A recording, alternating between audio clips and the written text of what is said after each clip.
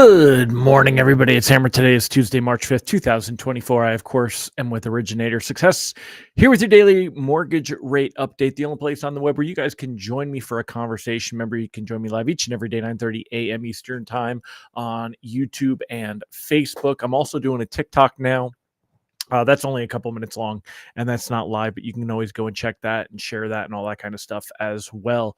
Remember, if you are watching on the replay, do me a favor. Just give me a hashtag replay in the comments. Let me know that you were here. Let Facebook or YouTube know that you were here. If you're on Facebook, don't forget to smash that like button, tag an hello friend, share us in a group. If you're on YouTube, go ahead and subscribe and give us that thumbs up as well. Remember, if you'd like an email to your inbox each and every weekday morning, you can go ahead and sign up at www.ratelockadvice.com. Get an email to your inbox each and every day. Let me show you what that looks like real quick. We'll pop that on the screen. There we go. All right. There you go. So you can get that to your inbox each and every day, give you a quick heads up, little dials on what we got going on, some insight. And then I always like to break it down for loans closing in less than 15 days, loans in 15 to 30 days, and loans that are closing in 30 plus days. So if you'd like, you can sign up for that at www.ratelockadvice.com. You can also check out our text alerts at www.ratetextalerts.com. We send out an alert in the morning, a wrap up alert. And then if we are at risk of repricing worse or even better, we send you out an alert and let you know what's going on. Also, if you're a mortgage originator, don't forget to check us out at originatorssuccess.com. We help you get loans from Google and social media. Go check out our demo on demand, learn all about how we can help you there. And last but not least, if you would like a live reminder that I'm going live on the show each and every morning, you can go ahead and sign up for that. Here's a cool QR code. You can use the link. It pops up on YouTube, or you can go ahead and go to hmmr.io/live-reminder. I should just maybe change it to live, and I think that'll even make it easier. I think I'll change that tomorrow. So anyway, let's go ahead and say hi to the live folks, see who we got here this morning. If you're here this morning, I hope you said hello. It's only polite. We got Mallory Fotiadis. Good morning, Mallory. Tim Klyla, great to see you, sir.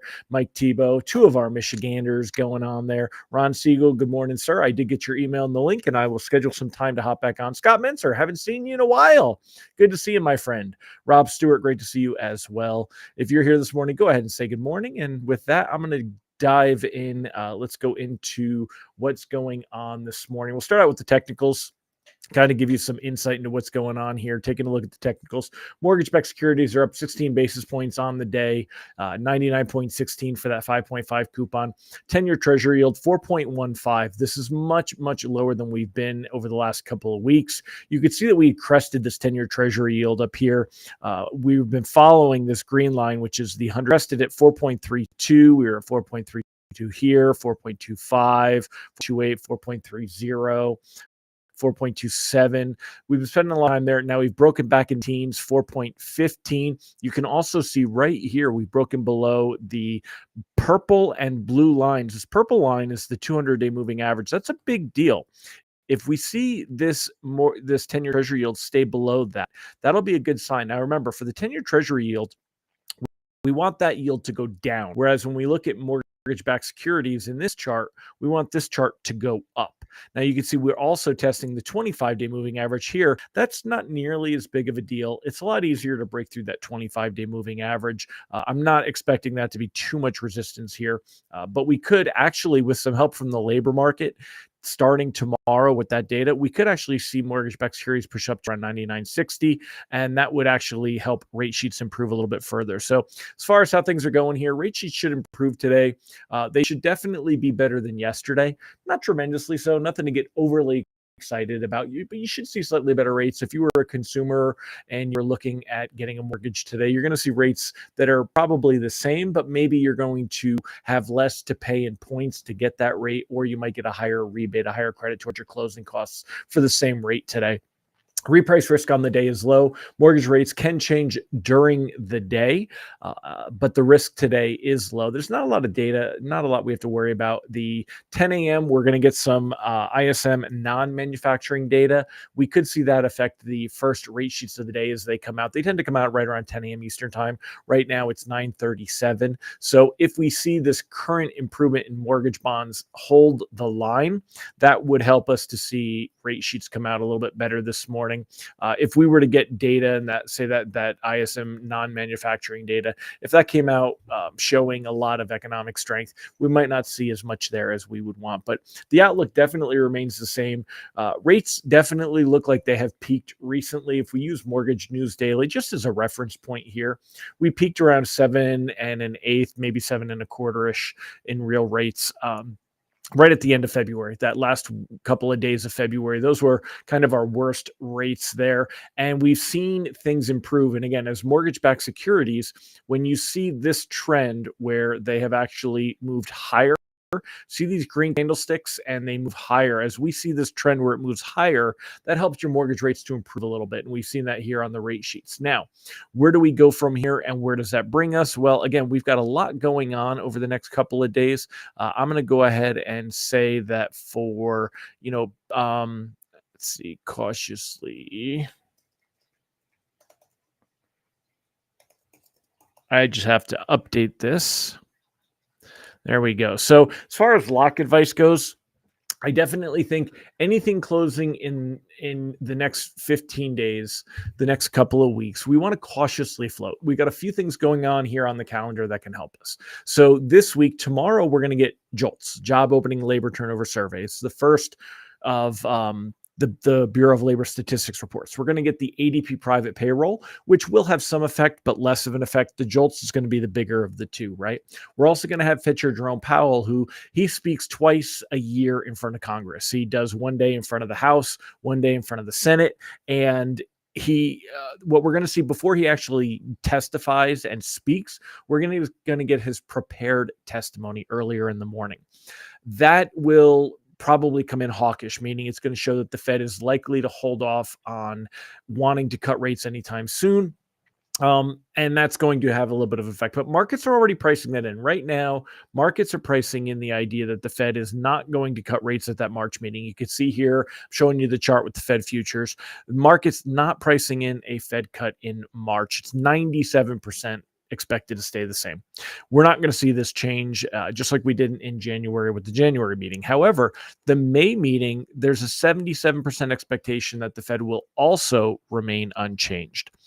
We could see this start to shift. We could see expectation of a May move, definitely into a June move. Right now, June is about a 70% expectation that we'll see the first rate cut in June. I think what most traders believe at this point is that we're going to see a cut in June. They'll pause in July, they'll cut in September, they'll pause in November, and then they'll cut in December.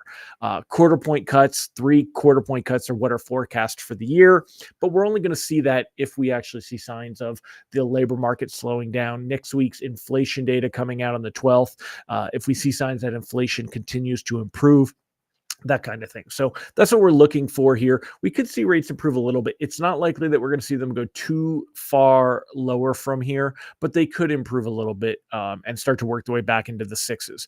Right now, if you look at Mortgage News Daily, we're at about 7 1/8, 7.125.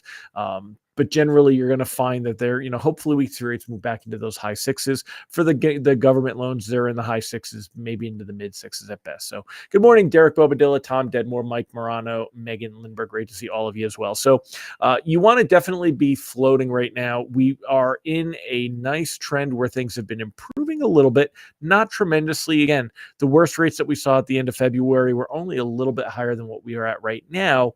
But if they're not getting worse, then we want to continue to float, give an opportunity. We do have some risk as we float into this jobs data, though. But I think that a lot of us have that same feeling. Let me know what you think in the comments. I think we're going to see some revisions. Remember, when they roll out the new BLS report on Friday, they're also going to give us revisions to January. And I think we're going to see those revisions bring that number down a little bit. Also, historically, after you have those seasonal adjustments and January comes in a little bit higher, it tends to fall down a little bit in February and March. So I think we're in a good spot there. Ron Siegel says that his bet, if he was a betting man, he's putting his money on a July, November, and December cut, and it minimizes the effect on the election. That could be very true. We know that politics is definitely going to play a role here, less of a role than it has in the past, in my opinion, though. I think that, because we're in that unique position where we've already had Trump as a president, and then we're going to have him, having him being voted on, having him again. I do think Trump will win, but that's neither here nor there. The idea there is that markets, they kind of know we've had Biden for a term, we've had Trump previously for a term. Markets know where they stand on everything and how it's going to roll. So I think we're going to see this election a little less of an effect.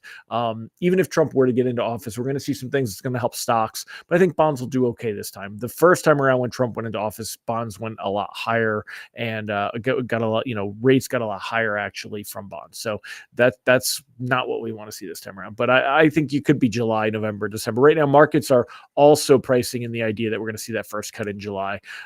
That's at least 87% expectation that we'll see that first cut.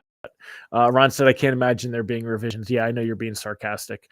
There will absolutely be revisions there. So, all right, my friends, well, I'm going to go ahead and wrap it up. Thanks for joining me today. Hopefully that gave you some insight into where we're going, which direction things are headed. Hopefully it's going good for you. Good morning, Nathan Einkorn, Jerry Avila. Great to see both of you. Hope all is well in your worlds. And that's it, my friends. Also, if you happen to be on TikTok, you can see me there. So, all right, guys, I'll see you tomorrow. And we will definitely get to see what's going on, at least with the ADP data tomorrow. We're not going to get the jolts until 10 a.m. So, unfortunately, won't be able to see the reaction. But we'll see what the buildup is and what the talk is about the expectations. So, I'll talk to you about all that tomorrow. Take care and make it a great one. Bye-bye.